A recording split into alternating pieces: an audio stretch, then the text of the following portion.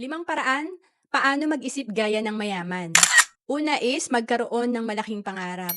Importante, nililista natin yung mga goals natin and talagang dito nagsisimula yung the way tayo mag-isip, mag-decide at mag-take ng action.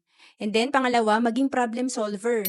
Importante kasi mag-focus tayo dun sa solusyon, hindi dun sa problema. Kagaya ng cellphone. Dati, limited lang yung nagagawa natin, pero ngayon, nasosolve ng cellphone yung ibang talagang hindi natin magawa dati. Kagaya ng nakakapagpatugtog tayo ng music, and then at the same time, nakakapag-Facebook tayo, nakakapag-online, nakakapag-negosyo, nakakapag-email, and dahil yan sa may nag-solve ng problem natin. So, maging problem solver tayo. And then, pangatlo, laging willing matuto. Dapat humble ka at maging coachable and dapat open ka sa mga sinasabi ng ibang tao para matuto ka rin at mag-improve. And then, pang-apat, maging action taker. Huwag mo i-compare yung sarili mo sa iba kasi iba-iba talaga tayo ng takbo sa buhay. And dapat maging inspirasyon mo kung may mas successful sa'yo. And panglima, huwag matakot sumubok at mag-fail.